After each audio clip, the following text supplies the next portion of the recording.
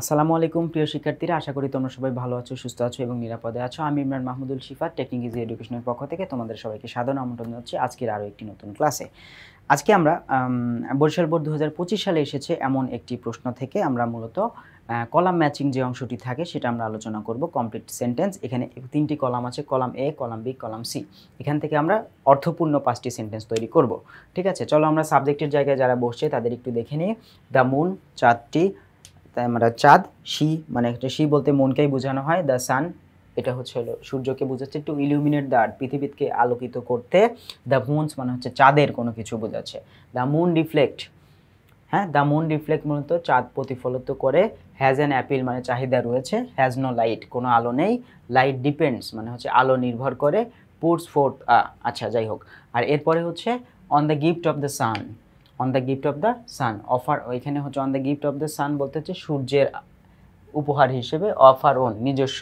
On poets and artist কাদের কাছে, মানে এখানে কবি এবং আর্টিস্টদের কাছে। ভ্যাস্ট ফ্লাড অফ লাইট, এখানে ভ্যাস্ট ফ্লাড অফ লাইট বলতে কি বোঝাচ্ছে, প্রচুর পরিমাণে আলো বোঝাচ্ছে। আর a small fraction of brightness, small fraction of brightness বলতে সামান্য পরিমাণ আলো। প্রিয় শিক্ষার্থীরা, আমরা এটাকে বিভিন্নভাবে অ্যান্সার করতে পারি, তবে আমরা যেভাবে অ্যান্সার করে আমাদের অফলাইন শিক্ষার্থীদের যেভাবে শিখাই সেভাবেই তোমাদের শিখিয়ে দিচ্ছি। এভাবে প্রশ্ন যেভাবেই কমন আসুক বা তুমি যদি এভাবে লিখতে পারো কোনো টিচার ভুল ধরবে না। আর যদি মনে করো যে এখান থেকে ভুল ধরার কোনো অপশন নেই, ঠিক আছে, খুব সহজভাবে শিখিয়ে দিই। স্কুলের প্রশ্নগুলোতেও তোমরা এইভাবে অ্যান্সার করলে কোনো সমস্যা নেই। প্রিয় শিক্ষার্থীরা একটু খেয়াল করো, এখানে তোমাদের শেখানোর জন্য যে বিষয়টা বলছি, যখন দেখবা এই সাবজেক্টের জায়গাতে সিরিয়ালি 5টি দেয়া আছে, যখন 5টি দেয়া থাকবে তুমি A B C D E মানে যখন যে 5টি সেন্টেন্স বানাবা এই 5টির জন্য তুমি অবশ্যই সিরিয়াল মেনটেন করবা। আর যখন দেখবে 5টির কম আছে তখন একটু সমস্যা হয়ে যায়। যেহেতু আমাদের 5টি দেয়া আছে কোনো সমস্যা নেই। তাহলে প্রথমটি কী হবে, আমরা আগে প্রথমে এইভাবে লিখে নিব। ধরো এ, প্রথমটা এ, দ্য মুন, এর সাথে আমি ধরো এখান থেকে নিলাম 3 নম্বরটাকে, the moon has no light.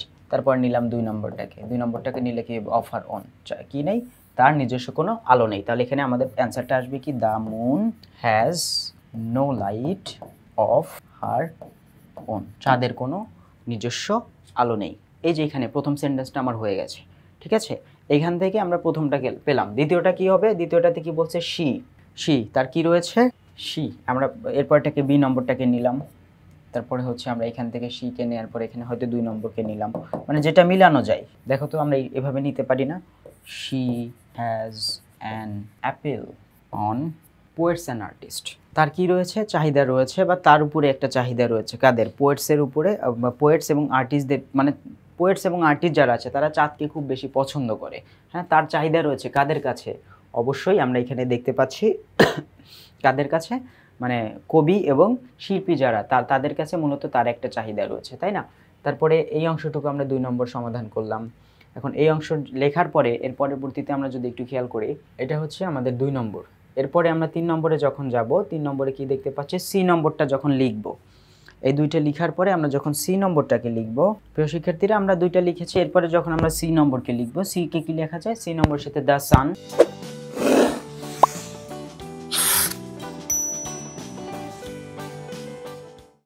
The sun. এখন আমরা দ্য সান কি দেয়া যায়, এখানে আমরা দিতে পারি যে সানের সঙ্গে হচ্ছে ports fourth vast flood of life. এখানে মূলত চাঁদ, সূর্য কি করছে, ঢেলে দিচ্ছে, তাই না। Ports fourth vast flood of light, তাহলে এখানে আমরা সে প্রচুর পরিমাণে আলো ঢেলে দেয়, সূর্য মূলত আলো ঢেলে দেয়, প্রচুর পরিমাণে আলো ঢেলে দেয়। তাহলে এখানে আমরা কি দিতে পারি, সি এর সঙ্গে হচ্ছে 5 নম্বর, সি এর সঙ্গে 5 নম্বর, আর সবার শেষে কি দেওয়া আছে, 4 নম্বর। আমরা এটাকে লিখতে পারি, তাই না। তাহলে এখানে আমাদের এখানে অ্যান্সারটা কি আসছে, the sun ports fourth, the sun PO ports fourth vast flood of life, vast flood of, কি ঢেলে দিচ্ছে, পর্যাপ্ত পরিমাণ আলো ঢেলে দিচ্ছে। কে দিচ্ছে, সূর্য, সূর্য মূলত পর্যাপ্ত পরিমাণ আলো ঢেলে দিচ্ছে।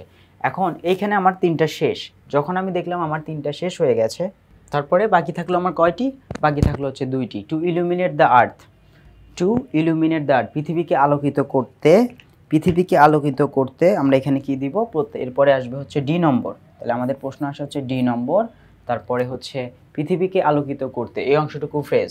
তাহলে এখান থেকে দ্য মুন থেকে সাবজেক্ট থেকে শুরু করব, এই জন্য ডি এর পরে আসবে কি 1 নম্বর, আর সবার শেষে এখানে দ্য মুন রিফ্লেক্ট, এটি মূলত কি করে, রিফ্লেক্ট করে, প্রতিফলিত করে। অবজেক্ট হিসেবে আমরা ভি নম্বরে a small fraction of brightness, সামান্য পরিমাণ কি আলোকে মূলত সে কি করে, রিফ্লেক্ট করে বা প্রতিফলিত করে।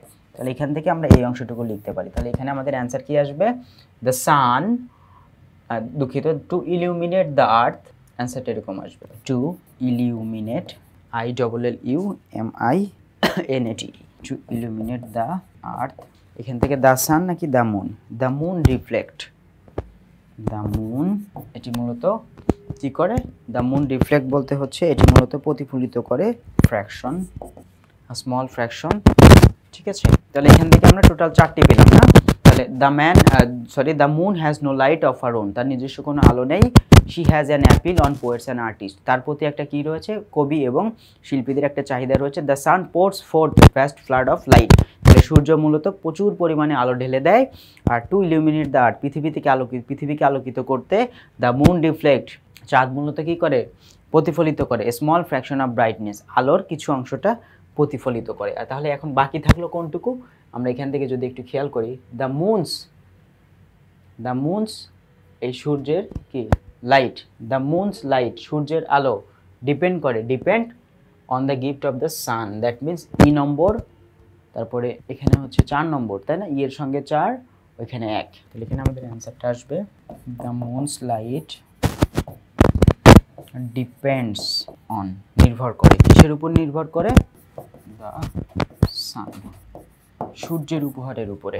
সূর্য যদি আলোকে উপহার দেয় কাকে, মানে উপহার হিসেবে চাঁদের কাছে আসলে আলো পাঠায়, সেই আলোকেই মূলত সে রিফ্লেক্ট বা প্রতিফলিত করে। তাহলে এখানে আমরা মূলত পুরো সেন্টেন্সটাকে সাজিয়েছি, টোটাল 5টি বিষয় ছিল, আমরা 5টি জিনিসকে এভাবে সাজিয়েছি। এভাবে আমরা সেন্টেন্সের মধ্যে যদি লিখে আসতে পারি, যদিও প্রথম দুটো একটু বেশি ছোট হয়ে গেছে, দেখা যাচ্ছে না, কিন্তু জুম করার কারণে আসলে জুম আউট করেছি, তো যার কারণে একটু ছোট লাগছে। এভাবে লিখবো, এখানে 1 নম্বর, এখানে 2 নম্বর, এখানে 3 নম্বর, এখানে 4 নম্বর, 1 2, এই যে 1টা 2টা 3টা 4টা 5টা, আমরা এই 5টা সেন্টেন্স সাজিয়ে দিয়েছি। এভাবে যদি আমরা আমাদের সেন্টেন্সগুলোকে সাজাতে পারি এবং লিখে দিয়ে আসতে পারি, তাহলে অবশ্যই এখান থেকে পুরো মার্কস পাওয়া যাবে, এখান থেকে মার্কস কাটার কোনো জায়গা থাকবে না। যাই হোক প্রিয় শিক্ষার্থীরা, তোমাদের সেন্টেন্স মেকিং অংশগুলো এখানে ক্লাসটি আজকে আমরা এখানে শেষ করছি। পরবর্তী কোনো একটি ক্লাসে আবার দেখা হয়ে যাবে। তোমরা সবাই ভালো থাকবা, সুস্থ থাকবা, নিরাপদে থাকবা, টেকনিক ইজি এডুকেশনের সঙ্গে থাকবা। আসসালামু আলাইকুম।